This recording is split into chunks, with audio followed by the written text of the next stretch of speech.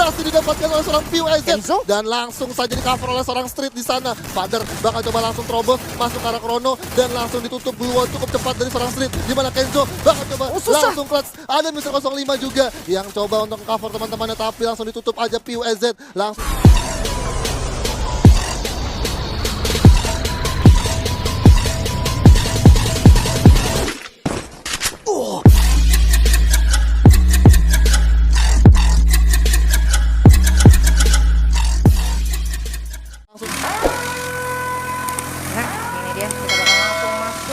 Untuk round kelima Purgatory dari Free Fire Master League season ketiga untuk divisi satunya kali ini, Ever. Iya, ini pesawatnya dari arah Marble Works menuju ke arah Forge, di mana Forge sendiri berhasil langsung jadi satu tempat zona biru. Ini siapakah tim yang akan coba untuk kontes di area zona biru ini? Karena ini high looting banget, oh baby. Itu dia, walaupun sebenarnya kali ini udah banyak banget yang ngedrop di awal-awal. Kita bisa lihat RBR juga masih ada di Marble Works juga bersama dengan anak-anak Aura.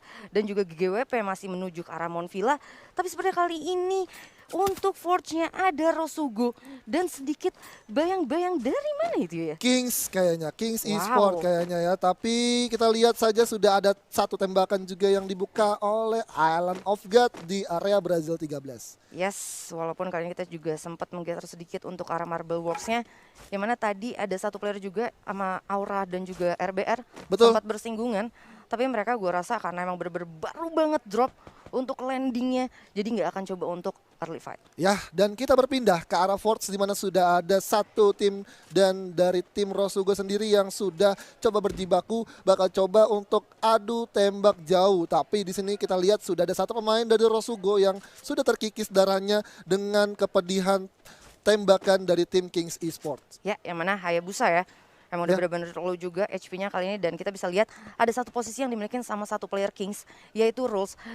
Dia tuh punya bener-bener open vision banget ke arah para player Rosugo yang ada di depannya.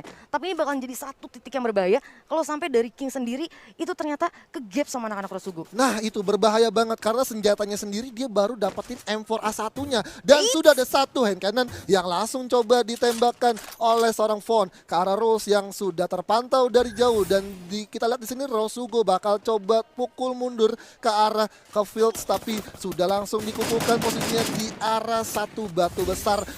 Mora berhasil mendapatkan satu Ibeos di sana. Hayabusa pun juga harus terpick, tapi masih ada satu kompon yang cukup bisa mengcover teman-temannya untuk di-revive kembali. Dimana dari Adam, dari kanan bakal coba open tembakan dengan satu AK-nya. Chrono diaktifkan, tapi di sini Kings pun juga harus berhati-hati karena cukup riskan. Karena open field juga nggak mempunyai glow sama sekali. Ini akan jadi bahaya juga kalau misalkan Kings Esport langsung memaksakan, langsung tembus ke arah depan. Itu dia, bahkan kali ini satu player lagi, Hayabusa lagi-lagi di knockdown oleh para player dari Kings. Dan ada satu player yang coba untuk flanking ke sisi kanannya.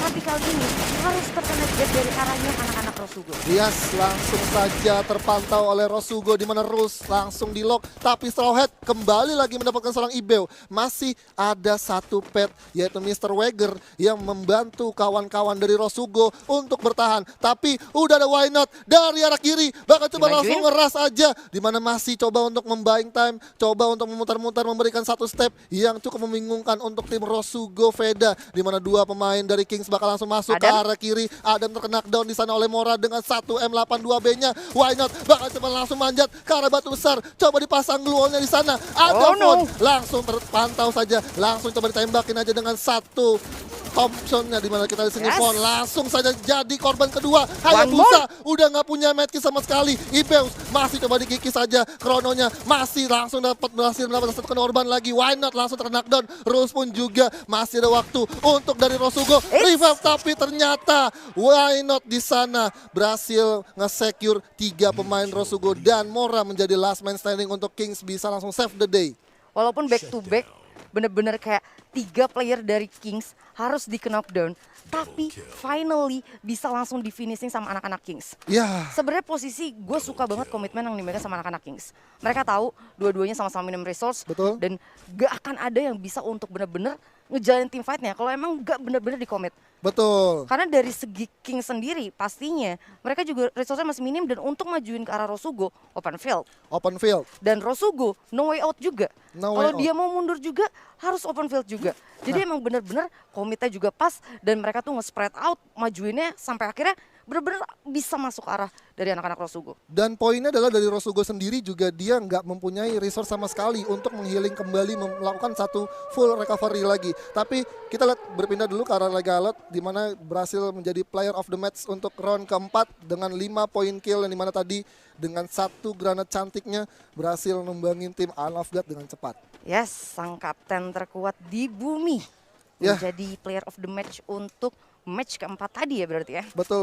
Dan kalau kita bahas lagi sedikit tadi Rosugo dan juga Kings. Memang Rosugo sendiri memang udah compang-camping gitu kan. Yap. Dimana memang untuk dia disengage pun juga cukup jauh karena perjalanannya juga cukup panjang. Ada open field yang cukup luas sampai pada akhirnya Kings pun berhasil ngelok posisi dari Rosugo dan Rosugo pun nggak bisa berbuat banyak. Itu dia, bahkan seorang Hayabusa ketika tadi dia dari garasi coba untuk naik ke arah batu atas. Betul. HP-nya juga emang udah sekarat juga. Udah sekarat juga. Sampai di batu sempat terkena knockdown walaupun coba untuk di revive lagi tetap masih sekarat dan finally akhirnya bisa di take down oleh Kings. Tapi kali ini bakal ada team fight antara GGWP di mana kali ini bakal ketemu sama anak Dranix. Yes, ketemu sama tim Dranix di mana Mr. Ari dengan satu vehicle-nya bakal coba memutar ke arah tim dari Dranix. Razor langsung terobos ke depan, bakal megang satu double barrel-nya, langsung masuk ke mata Ayo tapi mau terjatuh, tertabrak oleh dari Mr. Ari di mana sudah langsung ditatakin dua pemain sekaligus dari Dranix. Ucok berhasil langsung didikoy dengan satu jendela yang cukup baik kali dari Razor.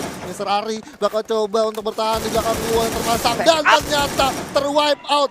GGWP Esport langsung diratakan oleh tim Dranix Esports. Razor, dia punya insting emang bener-bener keren banget ya. Betul. Dia notice tadi ada satu player juga yang masih berada di dalam rumah kayu Oh, kecil. tapi ada RRQ yang langsung datakin tim Dranix yang sedang asyik langsung looting. Tapi di belakangnya ada tim nomor 8 yang bakal nge-backstep dan RRQ nggak tahu sama sekali. Valens berhasil mendapatkan seorang Borgai dengan satu baretanya. Razor bakal jadi the next target untuk O'Connor. Tapi masih ada granat yang mantul dan ternyata masih bisa untuk diantisipasi. Di mana Island of God menjadi satu orang yang cukup merepotkan untuk tim dari RRQ di mana Rule Good bakal langsung coba natakin dari Legaelot. Ini tim RRQ bakal jadi bahaya karena posisinya benar-benar sudah diapit oleh dua tim sekaligus di mana Razor, Arul pun juga bakal coba firing. Ada satu Pac-Man yang terkena down di sana di mana masih bisa untuk di revive. Ada Chrono tapi masih cukup cepat O'Connor. Tapi O'Connor nggak punya lagi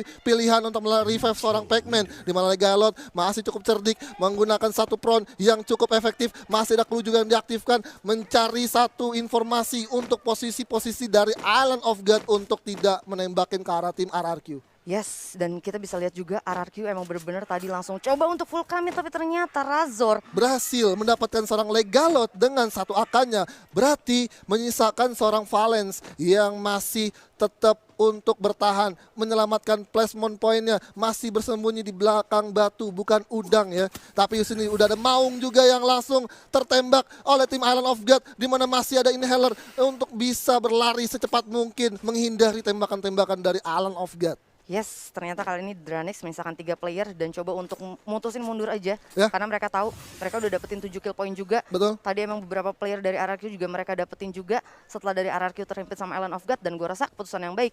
Dengan adanya poin-poin yang kayak sekarang, kalau misalnya dapetin kill point yang banyak, bisa coba mungkin Betul. untuk cari placementnya. Mengingat kita juga masih bisa lihat kali ini 10 tim dan 36 player yang live. Masih dua tim yang terwipe out. Ini sama aja seperti kayak game-game sebelumnya. Terus ada dua tim yang harus pulang ke lobby duluan. Dan ini dari tim Dranix sendiri dia udah ngantongin 7 poin kill eliminasi. Kalau tadi memaksakan masuk ke arah RRQ, ini akan jadi kerugian juga untuk Dranix bisa ditatakin oleh Island of God. Dan ada yang menarik di sini, yang mana Valen itu benar-benar ketrap di situ. Gue rasa itu berarti tadi ngepron bareng sama Legalot ya. Iya. Dia nih Valen ini cuma benar-benar manfaatin patahannya doang. Benar. Di tengah-tengah dari Island of God dan juga anak-anak Dranix. Nah ini batu ya berarti ya? Di belakang batu ya? Iya. Jadi untuk vision ke arah Dranix sendiri, Dranix benar-benar keblocking visionnya oleh batu, satu batu yang mungkin memang lagi dimanfaatkan oleh Valen. Dan Island of God pun juga cukup sadar sepertinya terhadap posisi dari Valen sendiri, tapi memang cukup riskan juga ketika Island of God cuman hanya mengincar satu pemain dari RRQ dan harus tumbang oleh Dranix dari kejauhan. Ini akan jadi keuntungan juga dari Dranix, tapi sudah ada granat juga yang dimasak langsung dilempar ke arah Valen dan udah ada satu backup dari Chrono yang diaktifkan oleh Valen. Ya, yang mana ternyata masih bisa untuk selamat kali ini, tapi ada seorang Bion yang mencoba untuk mencari vision juga ke arah Valen, dan Valen langsung buka glue wall, yang mana glue wall itu kesal satu Oh, bahaya banget, dan Lord berhasil langsung menyelesaikan fight-nya dengan satu granat, dan RRQ harus dipulangkan di peringkat 10. Yes, Island of God udah ngedapetin satu player yang kesal dari RRQ, mereka coba untuk rotasi lagi. Betul. Nggak jadi ketemu berarti juga sama Dranix-nya ya ternyata Betul, ya. betul. Jadi memang tadi ketika RRQ diapit oleh dua tim, berarti killnya itu didapatkan oleh Dranix ketika memang Dranix. Island of God melakukan satu knockdown terhadap pemain dari RRQ. Itu dia, karena Wah. Dranix itu ngamanin 7 kill point. Wah. 4 tadi udah langsung dia dapetin, dan 3-nya dari anak-anak RRQ, tapi ada team fight dari First Rider yang mana bakalan ketemu sama Kings. Ya, kita bakal melihat saja pertarungan dari Kings dan juga First Rider, di mana Darkol bakal langsung ditatakin dengan seorang pemain dari Rose, di mana Rose pun juga nggak bisa berbuat banyak, tapi masih ada satu cover glue wall yang cukup baik langsung dipasang di pop up untuk menghalangi tembakan dari kapten kita Ombak dari First Rider, tapi Darkol justru terpick off dari Straw Hat dengan satu baretanya. Sang kapten juga, di mana Straw Hat bakal langsung coba setup push, ada glue wall yang dipasang oleh Rose dari arah kanan melawan distract, di mana Ombak langsung terjatuh, di mana Scooper bakal coba melakukan satu cover dari jauh, cukup jauh juga dan cukup sulit, di mana sudah langsung dipasang ke arah belakang, di mana satu pemain dari M Souza berhasil langsung dipantau, coba langsung dikikis, digerus aja, dan langsung terkena down kembali. Scooper menjadi last man standing untuk tim First Rider. Akankah di sini First Rider bisa diratakan oleh Kings nampaknya, tapi ternyata di sini Kings masih bisa untuk nge-secure 3 poin kill. Yes, dan ternyata finally ya, anak-anak First Rider dari Scooper sendiri tadi kepecahnya 2-2 kan. Kepecah 2-2. Duanya sebenarnya masih ada untuk di dalam sentralnya itu sendiri, sampai akhirnya tadi ketika duanya ke-give sama anak-anak Kings udah sulit juga. Ya. Ketika Scooper udah sampai tadi di bawah, posisinya Ombak udah langsung dimajuin sama Straw Hat di sana. Betul, sang kapten kita ya, Straw Hat dari Kings Esport memang benar-benar cukup berani dan bijak banget untuk langsung nge-call teman-temannya melakukan cover, tapi ternyata kita langsung disuguhkan oleh pertandingan antara Aura Esport dan juga EVOS Esport, di mana kita lihat sudah ada setup juga dari Mr. 05 naik ke atas genteng yang tidak disangka-sangka oleh Aura, tapi masih ada satu atau dua pemain Aura yang langsung cover untuk ngelihat dari lantai 2. Ya, yang mana sebenarnya kali ini juga kita bisa lihat ada Amek yang berada di sisi dari rumah kuning itu sendiri, dan Amek sendiri sebenarnya punya vision juga enak juga sih. Ya, visionnya juga enak, dan kita lihat sini sudah ada satu buah lemparan granat, 1, 2, 3 bakal coba dilempar, tapi Sam13 berhasil didapatkan oleh seorang PUEZ dan langsung saja di cover oleh seorang Street di sana. Father bakal coba langsung terobos masuk ke arah Chrono dan langsung ditutup duluan cukup cepat dari seorang Street, di mana Kenzo bakal coba langsung clutch. Ada Mr. 05 juga yang coba untuk cover teman-temannya, tapi langsung ditutup aja PUEZ, langsung berhasil diselamatkan. Guns pun bakal dengan satu jumpsuit MP40 langsung ke arah Street, di mana Street pun masih bisa melakukan satu counter attack, tapi EVOS langsung dihabisi oleh Aura Esport dan gak ada satu pemain pun dari Aura yang tumbang. Itu dia, ketika emang bener-bener tadi gue rasa Amek juga natis kalau misalnya para player dari EVOS bener-bener ngumpul dalam satu rumah itu, Amek sendiri langsung regroup dan mereka dari anak-anak Aura langsung racing. Purgatory, matchday sebelumnya Aura sama EVOS juga ketemu juga. Iya, ingat gak? Wah. Ini memang banyak banget pertikaian dari Aura dan juga EVOS yang selalu saja ketemu untuk masuk ke zona ketiga ataupun selanjutnya gitu kan. Itu dia, 2-0 berarti ya. 2-0. Tapi tenang, ini pertempurannya cuma di game aja. Betul. Jadi buat Survivor nonton jangan sampai melakukan head speech ya, pokoknya tetap dukung, tetap positif, karena mereka di sini benar-benar fair play mainnya, dan ini adalah standing runs untuk keempat kita, di mana ada dari Dranix yang berhasil mengukuhkan posisinya dengan 67 poin, 2 kali Buya berhasil di-secure. Ada DG Esport juga yang masih tetap juga berada di peringkat kedua dengan 54 poin. EVOS yang tadinya ketiga dengan 39 poin harus tumbang di peringkat ke-9. Yes, yang mana kali ini dari The Prime juga ada di peringkat keempatnya, RRQ udah perlahan naik juga di peringkat 5. Anak-anak RBR juga langsung ada di peringkat ke-6-nya. ternyata udah sedikit berbeda ya. Sedikit Memasuki ke berbeda. arah match-match terakhirnya udah agak sedikit berbeda. Nggak semuanya didominasi sama anak-anak dari Poche. Iya, betul. Tapi emang kalau dari permainannya cukup ganas dari Poche. Tapi RG Lord berhasil mendapatkan seorang Why Not dengan satu Woodpecker-nya yang dipakai cukup baik sekali. Cukup sakit memang untuk senjata Woodpecker. Dan di sini Mr. Home bakal coba memantau dengan satu baretanya. Coba dipantau ke arah Island of God. Tapi zonanya nggak mendukung ke arah sana. Tapi ternyata zonanya mental lagi. Dan Island of God dan juga dari RBR sendiri juga harus berpindah, tapi ternyata terkunci dari Island of God. Nggak baik untuk IOG, bisa langsung masuk ke zona selanjutnya. Itu dia, walaupun kayaknya dari anak-anak Island of God juga mereka punya vision ke arah para player dari Kings.